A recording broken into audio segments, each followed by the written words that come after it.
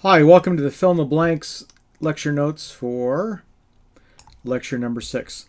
So in this lecture we talked about some definitions of common words, commerce, business, and management, and gave some examples. And then I did a little exercise in class called the lemonade stand, when I brought in some ingredients and we made lemonade and so on and so forth. So not a lot of really difficult concepts here. We have the cost of all the ingredients, and we figured out the price of the lemonade and so on. So let me just quickly walk through that. We're interested in how much does it cost to make. Well, there's 6 servings, and there's 6 lemons, and lemons are 79 cents each, so 79 cents. 30 cents for a pitcher. Again, makes 6 glasses, so there's a nickel for the sugar. Water's free, so on and so forth. 9 cents for a glass.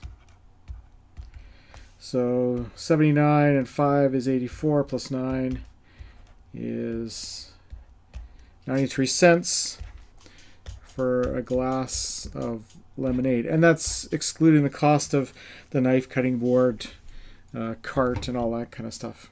So that was really just a naive little calculation.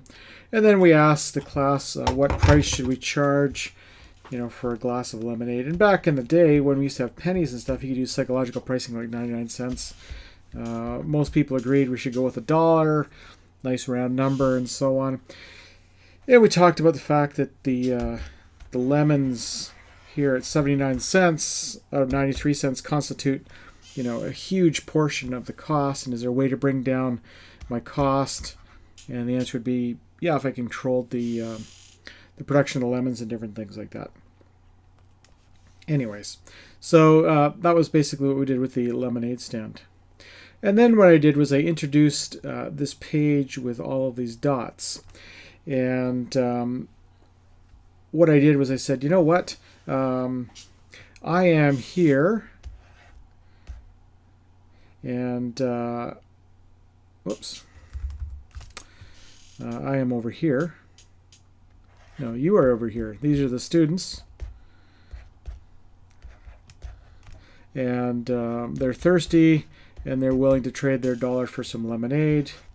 I'm here with my little chef hat and my chef coat, and I'm making the lemonade, right? And then I'm delivering the lemonade to you, and the dollars are coming back to me. And then I go to Sobeys and I buy the lemons. They look kind of like potatoes, and so on and so forth. And there's certain activities that I do. Take a cutting board, cut the lemons, mix the water and all that kind of stuff. And there's money coming out of my pocket going to Sobeys to purchase the lemons. And what we ended up doing, now this looks much better on a document camera, is you do an overlay, and then you end up with the the business model canvas. So we have this kind of set up here, and we connect up the dots. Whoops. There we go. And again, we went through this and we talked about all the different things. So my value proposition is you can have a glass of lemonade in class. My customer segment are Management 1000 students versus other students and so on. The channels for delivery, cart coming to class. I talked very briefly about customer relationships. We could set up some sort of mailing list. Hey, I'm going to be in this classroom at this time, and use social media and all that kind of stuff. The revenue stream is selling the asset. The cost structure is basically me purchasing the lemons and so on. My key partner is my retailer, in this case Sobeys. Key activities are making the lemonade to the recipe every time, and my key resources are the cutting board, knife, lemon squeezer, cart, all that kind of stuff. So it was basically just a little story graphically which introduced the business model canvas in a naive kind of way. And then we talked about the canvas more formally, and we talked about the notion of value. Used an example of running shoes, and then this famous model from Kotler. And then we gave a little example of this. Winter's coming, you need mittens or gloves, and there's 4 retailers that can help you out. Which strategies do they employ? Well, more value for more money would be, Holt Renfrew. That should be a T, Holt, not hold. More value, or roughly for the same price, would be Hudson's Bay, kind of middle road. The same value for less, kind of the Walmart, the everyday low price. And if you really don't care about your mitts and you just need something quick and dirty, the dollar store would be able to suffice with that. Okay. And then another little naive exercise, lemonade in class. We had different lemonades, different packages. A 2-liter jug might be for families who want lemonade, which feature value. So we're interested in low cost. And unlike, Coca-Cola, say, these products provide, no carbonation, whatever it might be, and so on and so forth. So we did this exercise in class.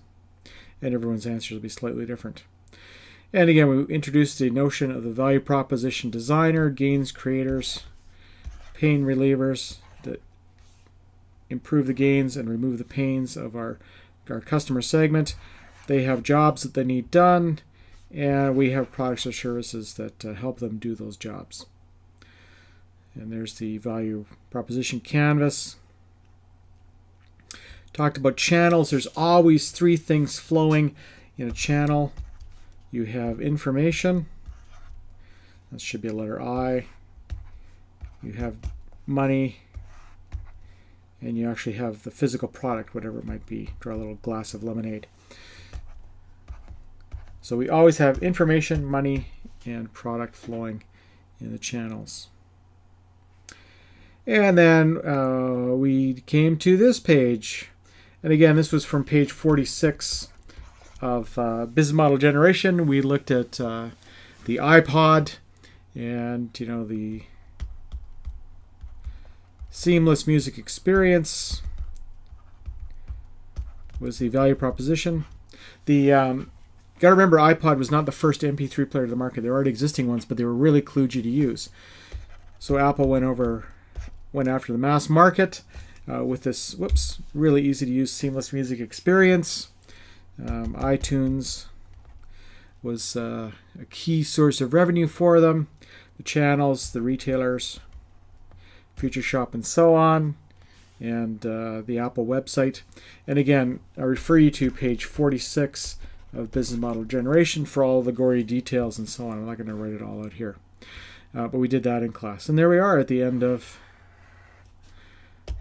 lecture number 6.